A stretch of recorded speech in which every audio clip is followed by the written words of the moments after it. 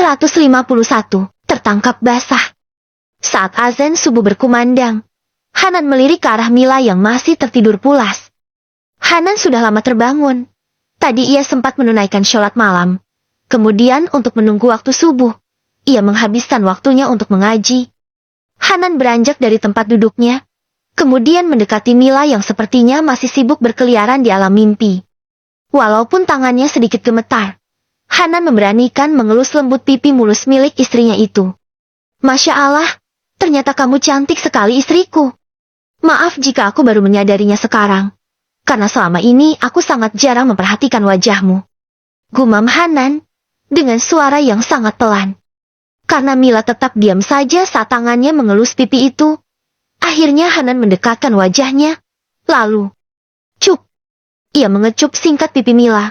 Laki-laki itu masih tidak berani melakukan ini terang-terangan. Jadi ia hanya berani mencuri-curi saja saat istrinya sedang tertidur. Mil, ayo bangun, ucap Hanan setelahnya. Mila masih diam. Ia masih tidak bergerak. Nafasnya pun masih teratur. Hanan kembali menatap lekat wajah cantik itu. Beberapa saat kemudian, pandangannya tertuju pada bibir merah muda yang terlihat menggoda. Apa aku lakukan saja ya? Toh, ini adalah milikku. Ini halal Hanan. Kamu tidak perlu ragu. Entah itu kata hatinya, atau bisikan dari otaknya yang sudah traveling. Ia mengambil nafas panjang terlebih dahulu. Kemudian menyambar benda itu, dan menciumnya dalam. Karena merasakan ada sentuhan yang tidak biasa, membuat Mila membuka matanya lebar. Hanan segera melepaskan tautannya. Niatnya ingin mencuri sedikit, tapi malah tertangkap basah. Ia bergegas mengelap bibirnya yang basah. Mila menutup mulutnya dengan tangan. Ia ingin tertawa karena melihat wajah Hanan yang pucat pasi. Seperti maling yang sedang tertangkap basah. Maaf Mil, ucap Hanan, tergagap. Mila yang tadinya rebahan itu pun segera bangun, lalu duduk di samping suaminya. Tidak perlu meminta maaf Bang. Tidak ada yang salah kok. Ini semua hak Abang. Kamu boleh menikmatinya kapan saja. Bisik Mila, sembari menggenggam tangan suaminya, yang terasa sangat dingin. Kamu tidak marah?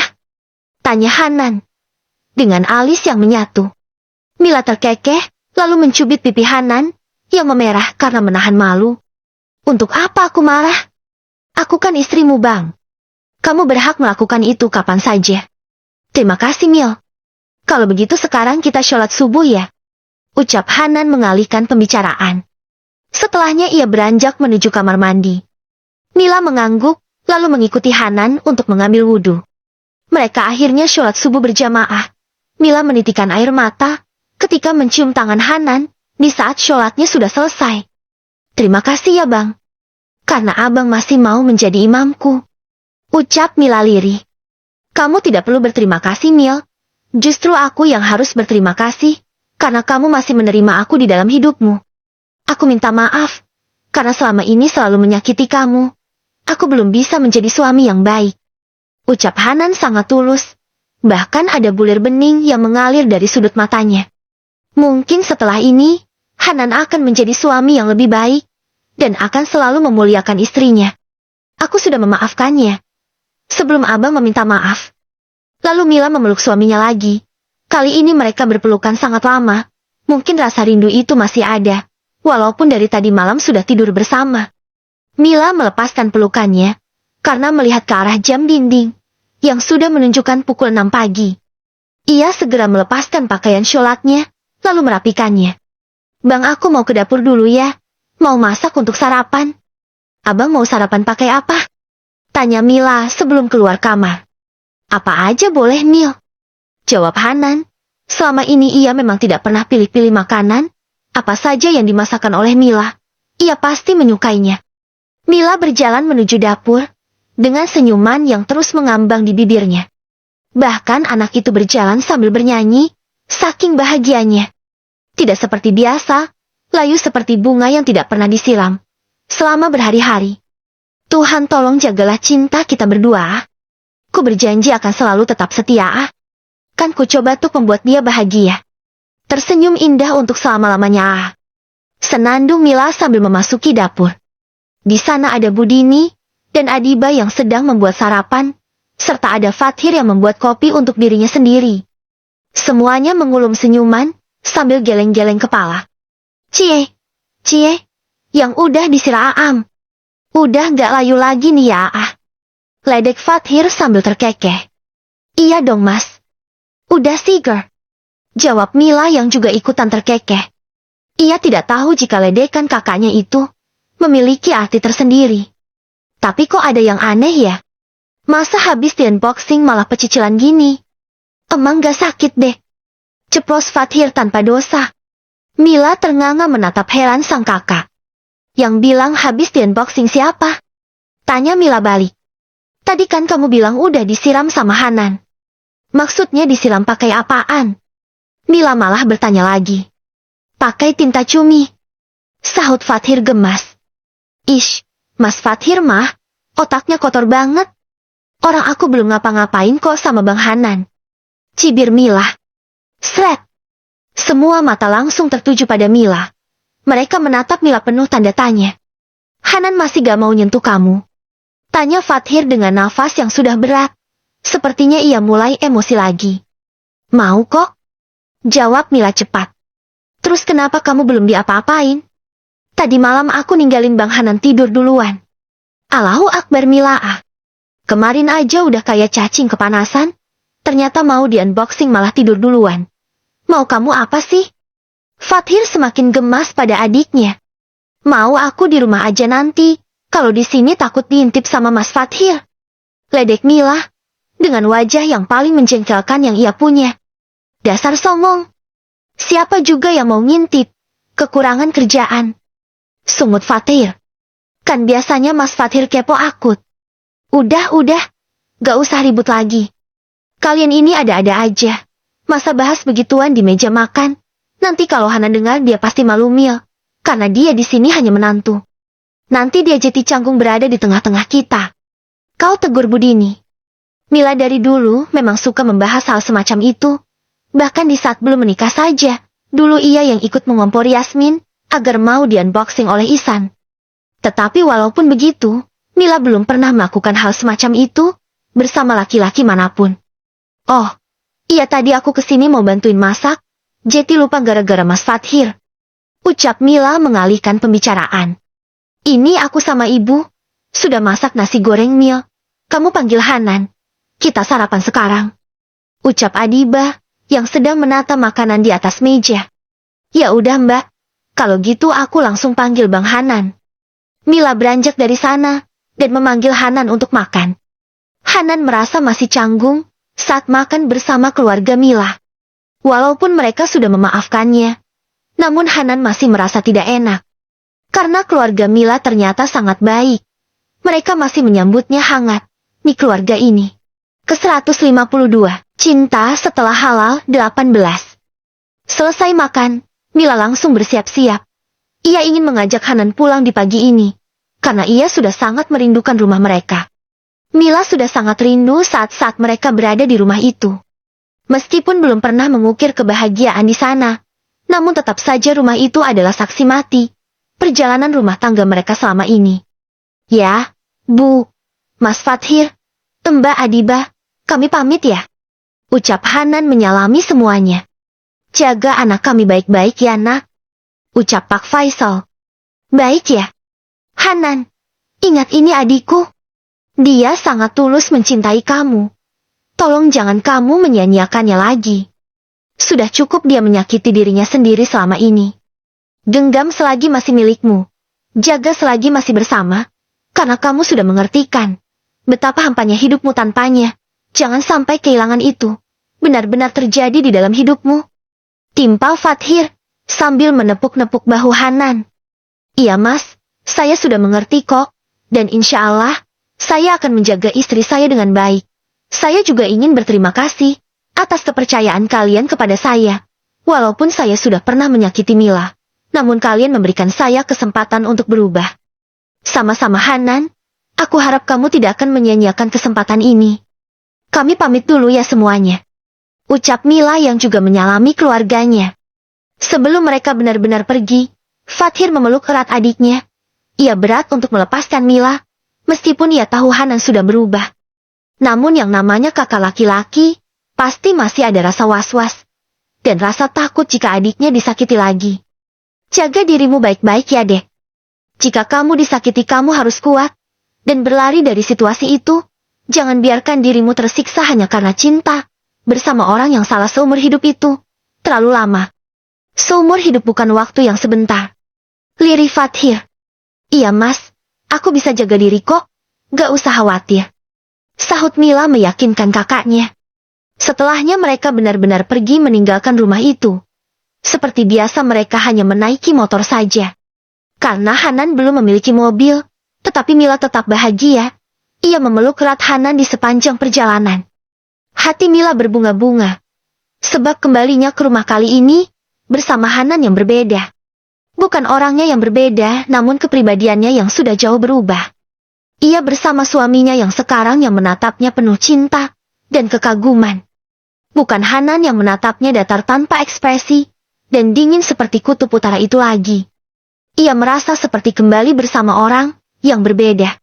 Setelah hampir 2 jam di perjalanan, akhirnya mereka tiba di rumah. Hanan membukakan pintunya dan mempersilahkan Mila untuk masuk lebih dulu. Assalamualaikum, ucap Mila saat melangkah masuk ke dalam rumah itu. Waalaikumsalam, jawab Hanan. Kemudian ia juga ikut melangkah masuk. Selamat datang kembali di rumah kita istriku, ucap Hanan. Meskipun suaranya terdengar kaku. Karena ia tidak bisa romantis seperti orang-orang. Namun sudah mampu membuat Mila tersenyum bahagia. Terima kasih suamiku, jawab Mila dengan senyuman yang sangat lebar.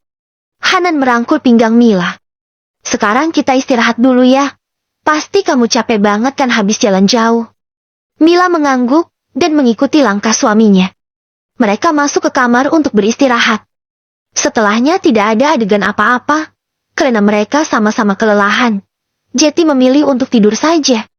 Sebab tadi malam Hanan juga tidak bisa tertidur gara-gara si cacing Leske yang tidak mau tidur. Di rumah Cindy dan Azmi, mereka sedang belajar memasak lagi. Kali ini Cindy ingin belajar membuat soto ayam.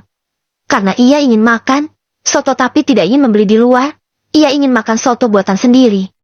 Tapi sebelumnya ia belum pernah membuatnya sama sekali.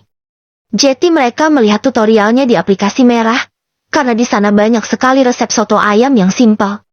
Kuah sotonya sudah selesai dibuat. Tinggal menunggu ayamnya matang saja. Sambil menunggu matang, Cindy merebus telur dan merendam saus. Sedangkan Azmi dapat bagian memotong kol, daun bawang, serta daun sopnya. Beberapa saat kemudian, kuah soto itu sudah matang. Cindy mengambil semua ayamnya untuk digoreng, sebelum disuir. Sayang, coba kamu cicipin dulu. Itu rasanya sudah pas atau belum? Perintah Azmi, karena tadi ia yang memberi seasoning pada soto itu. Cindy mengambil sendok, dan mencoba menyicipi sedikit kuah soto yang sangat panas itu. Ia terlihat bingung dan mengecap beberapa kali. Hambar mas. Gak ada rasa sama sekali. Kayaknya Mas Azmi lupa masukin garam deh, ucap Cindy setelahnya. Azmi mengerutkan alisnya. Masa sih? Perasaan tadi Mas sudah masukin garam cukup banyak kok. Azmi mendekati Cindy dan ikut menyicipi kuah soto itu. Sudah pas kok sayang. Rasanya sudah enak, sudah gurih juga. Ini gak perlu ditambahin apa-apa lagi. Hambar loh mas. Ini gak ada rasanya sama sekali, bantah Cindy sambil mengambil garam lagi. Sayang jangan ditambah di sini, nanti aja nambahinnya di mangkuk kamu sendiri. Azmi takut keasinan dan ujung-ujungnya tidak bisa dimakan lagi. Cindy mencebik, walaupun ia kesal pada Azmi namun ia tetap menurut. Kini mereka sudah siap untuk makan. Azmi yang sudah lapar itu, langsung menikmati makanannya. Sementara Cindy benar-benar membawa toples garam. Ia beberapa kali menambah garam ke dalam mangkuk sotonya. Kok, gak berasa ya mas? Padahal aku udah nambahin garam hampir 1 sendok makan. Gumamnya keheranan sendiri. Coba sini mas cicipin. Azmi menyendok soto yang ada di piring Cindy, dan memasukkan ke dalam mulutnya. Mata Azmi langsung terbelalak. Ia pun buru-buru mengambil tisu, untuk melepeh makanan itu. Kenapa mas? Tanya Cindy tanpa dosa. Ini asin banget sayang. Lidah Mas aja langsung trauma. Masa sih Mas? Kok di lidahku nggak ada rasanya ya? Apa aku sakit? Kayaknya lidahmu bermasalah deh sayang. Ini beneran asin banget. Ih, Mas jangan nakut-nakutin ah. Keluh Cindy. Ia Jetty merasa aneh pada dirinya sendiri. Sebab sebelumnya tidak pernah seperti ini. Kamu Mas ambilin yang baru aja ya makanannya. Azmi langsung berdiri mengambilkan makanan yang baru untuk Cindy. Padahal istrinya itu tidak menjawab apa-apa. Cindy masih terdiam mematung. Nih, sekarang kamu makan ya sayang. Biar ada rasanya kamu kasih jeruk nipis aja yang banyak. Ucap Azmi sambil menaruh satu mangkuk soto di hadapan Cindy. Kali ini Cindy hanya menurut. Ia memeras beberapa jeruk nipis ke dalam soto itu. Lalu mulai memakannya. Kok sekarang enak ya Mas? Tadi kenapa gak ada rasa ya? Sepertinya ada yang aneh di diri Cindy. Lidahnya merasa enak saat menikmati makanan yang asam. Mungkin karena Mas kali yang ambilin. Soalnya kan pakai cinta sayang. Ucap Azmi gombal. Iya kali. Tapi punya Mas kok enak-enak aja. Padahal tadi aku yang ambilin. Kan kamu nyajiinnya juga pakai cinta sayang. Akhirnya mereka bisa menikmati makanannya. Meskipun lidah Cindy sedang tidak baik-baik saja. Di malam harinya. Selesai sholat maghrib, Mila sudah berada di dapur. Ia ingin membuatkan makan malam untuk suaminya. Saat ini Hanan sedang pergi ke masjid. Biasanya ia akan pulang setelah selesai sholat Isya. Ternyata selama aku tinggal, Bang Hanan sering masak ya. Gumam Mila, saat melihat isi kulkas banyak yang berkurang. Meskipun begitu dapur mereka tetap rapi, sebab Hanan selalu membereskannya setiap habis memasak. Meskipun kebanyakan laki-laki kalau masak membuat dapur seperti kapal pecah, tetapi itu tidak berlaku untuk Hanan. Ia cukup tahu diri, karena waktu itu di rumah hanya sendiri. Jika bukan ia yang membereskannya, maka siapa lagi? Mila memutuskan untuk memasak ayam goreng tepung, kemudian disiram dengan saus asam manis. Karena menu itu baru ia pelajari saat jadi cook helper beberapa hari lalu. Ia juga membuat sayur capcay, sebab hanya sayuran itu saja yang tersisa di kulkas. Sepertinya besok Mila harus berbelanja lagi untuk mengisi kulkasnya yang sudah kosong. Tepat saat azan Isya berkumandang, masakan Mila pun sudah matang semuanya. Ia langsung menunaikan sholat Isya sebelum Hanan pulang. Selesai sholat, karena Hanan belum pulang. Mila memutuskan untuk mandi terlebih dahulu. Ia membersihkan diri sebersih-bersihnya. Karena kemungkinan malam ini akan menjadi malam pertamanya dengan Hanan, sebagai suami istri seutuhnya. Tepat saat Mila selesai mandi, Hanan pun sudah pulang dari masjid. Mila langsung mengajaknya untuk makan. Karena ini memang sudah jam makan malam. Masakan kamu enak banget, Mil. Puji Hanan saat sedang makan. Pipi Mila langsung memerah, karena pujian Hanan terlihat sangat tulus. Terima kasih bang. Sahutnya malu-malu. Oh iya, katanya kemarin kamu sempat kerja di restorannya Mas Fathir ya? Iya bang, tapi gak lama kok, cuma 2 hari. Sahut Mila apa adanya. Gimana kerjanya, menyenangkan gak? Mila tersenyum getir. Menyenangkan sih bang. Tapi aku sadar sih, sebenarnya aku di sana bukan meringankan pekerjaan, tapi malah mempersulit, karena kerjaku lelet banget. Semua itu memang benar. Pekerjaan yang biasanya cepat selesai, jadi lambat. Karena Mila yang belum pandai memasak, malah diminta menjadi cook helper. Andaikan ia bukan adiknya Fathir, mungkin sudah dimakan oleh para chef yang garang. Karena sistem kerja di dapur apa-apa harus cepat, dan penuh dengan tekanan. Gak apa-apa Mil, jangan berkecil hati ya. Walaupun kamu gak bisa bekerja sama dengan tim, yang penting kamu bisa menjadi koki untuk suamimu. Hanan mengelus bahu Mila, karena melihat istrinya itu seperti kehilangan rasa percaya diri. Tapi aku pingin bisa masak kayak mereka bang. Ucap Mila, menatap nanar suaminya. Kalau kamu pingin pintar masak, kenapa gak ikut kursus masak aja? Emangnya boleh bang? Tanya Mila antusias. Boleh, nanti aku daftarin. Asik, makasih ya bang. Rasanya Mila ingin melompat saking senangnya. Karena Hanan sudah lebih mengerti dengan dirinya. Sama-sama, nanti besok kamu cari-cari aja tempat kursusnya. Kalau sudah ada yang cocok kita langsung daftar ke sana. Siap abang sayang, ucap Mila dengan semangat ke-45. Selesai makan, Hanan pergi ke kamar mandi. Ia ingin sikat gigi sekalian mencuci muka sebelum tidur. Melihat suaminya masuk ke kamar mandi, Mila buru-buru menuju lemari. Ia berganti baju dengan baju haram yang sangat seksi, dan berdandan tipis-tipis. Tidak lupa ia juga menyemprotkan minyak wangi ke seluruh kamarnya. Ceklek. Hanan keluar dari kamar mandi. Aroma yang sangat wangi langsung menyapa penciumannya. Dan saat ia menatap ke arah wanita yang sedang berdiri di hadapan cermin, seketika membuatnya melayang hingga ke langit ketujuh. Karena Mila memang sangat menggodanya. Hanan terdiam mematung di depan pintu kamar mandi. Mila yang tadinya menghadap cermin itu pun berbalik menatap Hanan yang tidak berkedip. Ia berjalan menuju lakinya itu, lalu mengipaskan tangannya di hadapan wajah Hanan. "Bang, kok diam? Ada apa?" tanya Mila. Membuat Hanan terperanjat. Hanan menggeleng cepat. Gak apa-apa Mil. Jawabnya salah tingkah. Mila merangkul pinggang suaminya. "Kita tidur yuk sayang," bisiknya di telinga Hanan, dengan nada yang dibuat-buat. Laki-laki itu hanya menurut.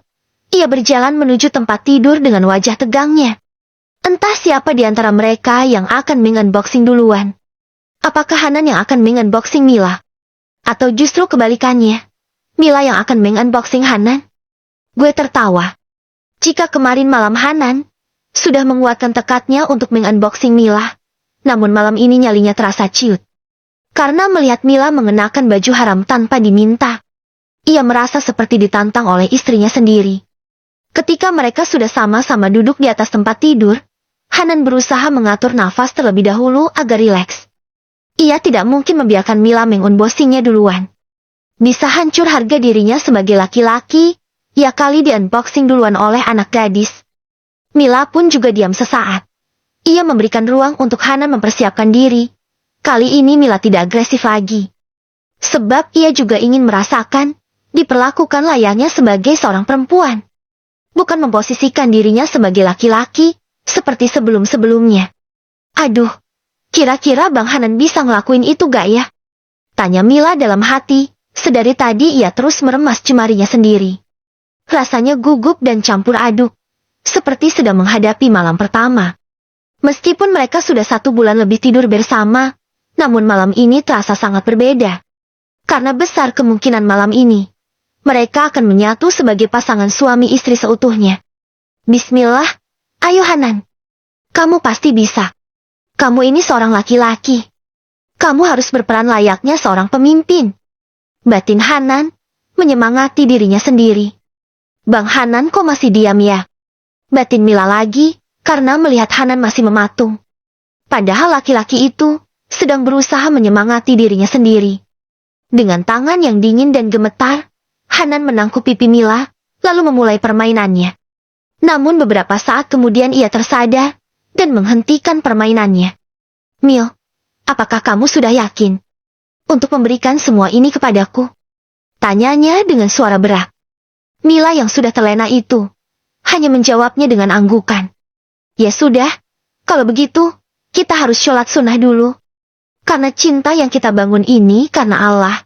Jadi aku ingin kita menjalankannya sesuai dengan aturan yang ada di dalam agama kita."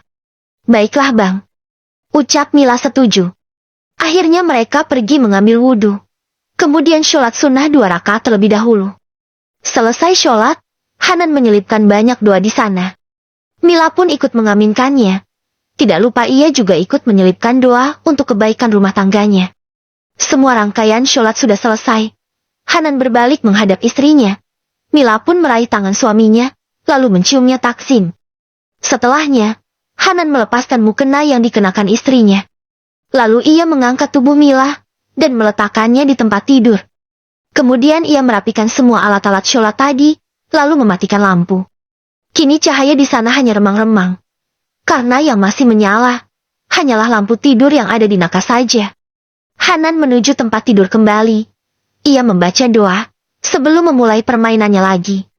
Saat ini, detak jantung mereka saling bersahut-sahutan, karena sama-sama gugup. Bagaimanapun juga, ini adalah malam pertama bagi mereka berdua. Saat permainan itu dimulai kembali, Mila hanya diam dan membiarkan Hanan yang memimpin permainan. Kali ini ia merasa benar-benar diperlakukan seperti wanita. Karena Hanan sangat lembut kepadanya. Laki-laki itu memulai permainannya dengan sangat hati-hati, karena ia takut menyakiti istrinya.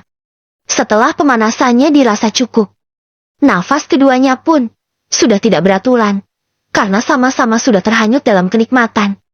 Hanan mulai melepaskan semua pakaian yang dikenakan istrinya, dan melemparnya ke sembarang arah. Kemudian ia juga ingin melepaskan pakaiannya sendiri. Namun tangannya ditahan oleh Mila. "Biar aku saja, Bang," ucap Mila lirih. Hanan hanya menjawabnya dengan anggukan. Tandanya ia setuju. Meskipun Mila menawarkan diri untuk melepaskan pakaian suaminya, tapi sebenarnya tangan itu juga sangat gemetar. Saat keduanya sudah sama-sama polos, dan sudah saling melihat tubuh satu sama lain. Jantung Mila semakin jedak-jeduk, karena melihat si cacing Alaska yang gagah berani, dan siap tempur, di hadapan matanya. "Jangan takut, Mila. Kamu harus yakin. Ukuran itu hanya angka, tidak akan mampu merusak anggota tubuhmu.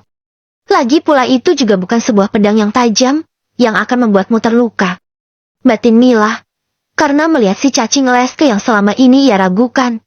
Apakah bisa bangun atau tidak itu? Bangun dengan tegaknya dan seolah-olah menentangnya. Hanan mulai mengatur posisi, lalu tanpa basa-basi mulai melakukan penyatuan. Ia melakukannya sepelan mungkin, agar tidak begitu menyakiti Mila. "Abang, sakit," lirih Mila saat mereka benar-benar menyatu. Hanan melihat ada air mata yang mengalir di sudut mata istrinya. Ia pun bergegas menghapus air mata itu. "Maaf sayang, aku tidak bermaksud menyakiti kamu," bisiknya, membuat Mila sedikit lebih bersemangat, karena dipanggil sayang oleh suami dinginnya itu. Setelah lika-liku perjalanan panjang yang telah mereka lewati, akhirnya di malam ini Mila benar-benar telah sah, menjadi istri seutuhnya dari seorang Ustadz Hanan. Laki-laki yang berusaha ditaklukkannya dengan penuh rasa sabar. Laki-laki yang semula tidak memiliki cinta sama sekali untuknya. Namun di malam ini cinta itu seolah sudah terpancar jelas dari tatapan matanya. Hanan menatap istrinya dengan penuh kekaguman dan penuh cinta. Kini ia sudah membuktikan bahwa perkataan Adit waktu itu adalah tidak benar. Sebab Mila benar-benar masih suci dan tidak pernah ternoda oleh laki-laki manapun. "Maafkan aku yang sempat meragukanmu, istriku," ucap Hanan sambil menciumi wajah Mila setelah permainan mereka selesai. "Tidak apa-apa, Bang. Aku sudah memaafkannya," sahut Mila. Hanan merebahkan tubuhnya di samping Mila, lalu memeluk erat istrinya. "Terima kasih sayang. Sekarang kita sudah menjadi pasangan suami istri seutuhnya. Benihku sudah singgah di rahimmu. Jika nanti dia tumbuh menjadi seorang anak, semoga kita bisa menjadi orang tua yang baik, dan bisa mendidik mereka menjadi anak yang soleh dan solehah. Amin." Jam sudah menunjukkan pukul 1 malam. Hanan menggendong Mila ke kamar mandi, karena mereka ingin mandi bersama lebih dulu sebelum tidur. Hanan menyelesaikan mandinya lebih dulu, kemudian membiarkan Mila mandi sendiri. Ia mengganti spray yang sudah ternoda itu. Kebetulan spraynya berwarna putih. Hanan tersenyum saat melihat ada bercak merah di sana. "Terima kasih, Mil. Meskipun sebelumnya kamu gadis yang nakal, namun kamu mampu menjaga mahkotamu. Dan kamu hanya memberikannya kepadaku suamimu," gumam Hanan. Selesai mengganti spray, ia menjemput Mila yang sudah menyelesaikan mandinya. Lalu mereka tidur bersama. Malam ini mereka sama-sama sudah bisa tertidur dengan nyenyak, karena segala rintangan dan batu kerikil yang membuat mereka tersandung beberapa kali itu sudah berhasil dijauhkan. Sesungguhnya tidak ada cinta yang paling indah selain cinta setelah halal. Gak terasa sudah sampai sejauh ini.